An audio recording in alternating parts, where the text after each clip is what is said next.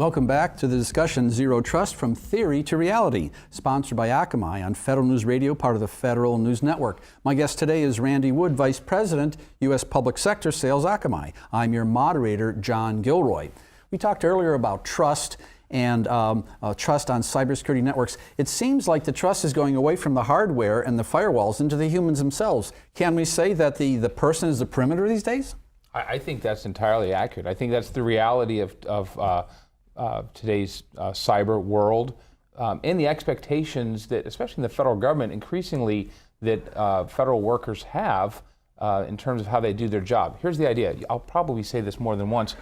Work is what we do, not where we go.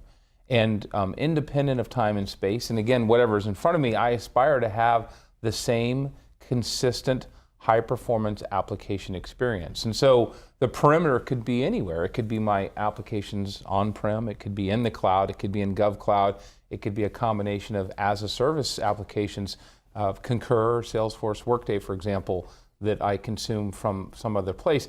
But one thing remains the same and consistent, and that's the experience, the secure experience that I aspire to have. Speaking of that experience, these attacks don't come from Monday through Friday from 9 to 5. These are random, and these are frequently targeted. So can a system really be designed to protect these types of random, high-speed attacks? Yeah, I mean, I don't think you can solve every attack, right? You just can't. But I think we can drive demonstrable improvements in our cybersecurity posture, given the threats that we know and we can anticipate. And I'll go back to what I said. It's the expectation of today's workforce to be able to work independent of time and space and do their job by having this application experience. And so, one way to enable that is to provide identity-aware, identity-based application by application access on a least privileged basis. And so that alone helps thwart a lot of attacks and minimize that attack threat surface. You know, when you drive by McDonald's, it says billions and billions sold, doesn't it? When you look at malicious login attempts, you can also put billions and billions on that too. And so no matter how strong your network system is, it gets attacked so constantly, they're going to get through sooner or later, I would think. Yeah, I think sooner or later. Again, I don't think you can plan and solve for every attack scenario. It's just, the brute force, what we know about, cyber criminals and cyber hackers is they're creative, they're committed. They have to be right just once. We have to be right every time.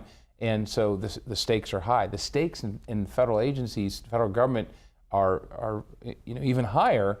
And so when we talk about zero trust, John, we're talking about one aspect. Cybersecurity is a multi-dimensional sort of thing. And so zero trust gives us solutions, real solutions in one dimension, one aspect of cybersecurity today. Again, as we see it from Akamai and what we sort of describe as a north-south connection, user-to-application connection. And one implication is it's the elimination of VPNs, a VPN connection. No longer do I need to bring you behind my firewall into my perimeter. Instead, I can give you access to all these applications, again, on this identity-based sort of approach.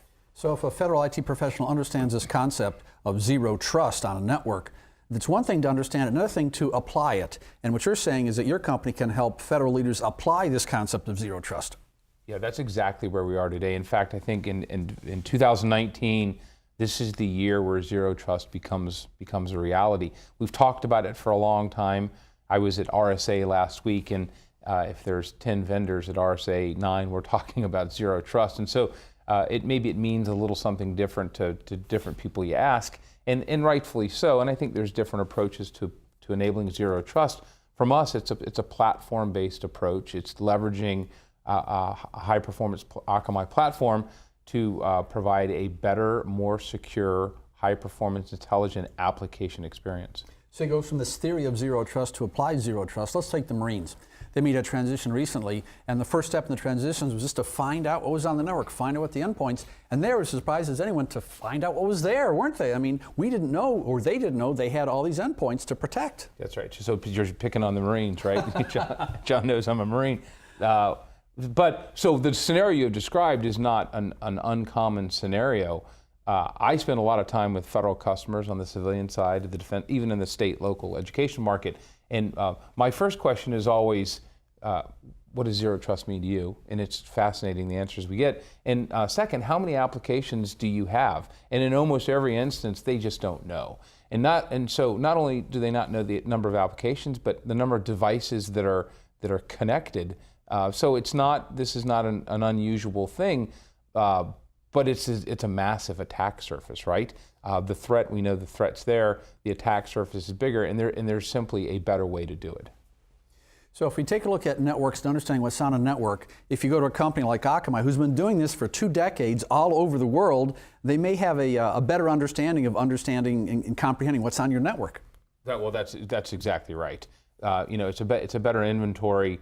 It's a better understanding of what the application environment looks like, about what the device environment looks like, and you can make some determinations about security posture, vulnerability relative to whatever threats are out there or are more likely to that you're more likely to be exposed to. There are people who are watching this and listening to this and may think of Akamai and think of CDN, Content Delivery Networks, and improving speed across the world. But this is just openers. This is just the beginning of the game here, isn't it? Understanding the network can allow you to deploy something like Zero Trust. Well, that's right. And so that's where we think we have an advantage, because we have a high-performance, highly evolved, sophisticated platform that we've optimized over 20 years. We see a third of the internet's traffic. We're one hop away from just about anywhere you want to be.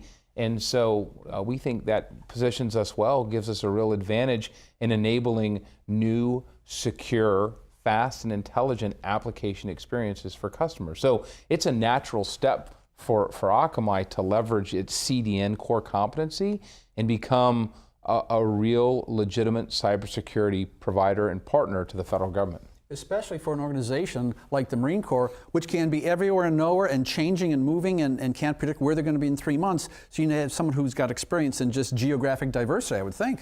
Yeah, well, that's right. And so it's back to what is the perimeter? Well, the perimeter is not what it used to be. Right. The perimeter is the person. In the case of the Marines, it's the rifleman. Interesting. My guest today is Randy Wood, Vice President, U.S. Public Sector Sales, Akamai. I'm your moderator, John Gilroy, on the discussion, Zero Trust, From Theory to Reality, sponsored by Akamai on Federal News Radio, part of the Federal News Network.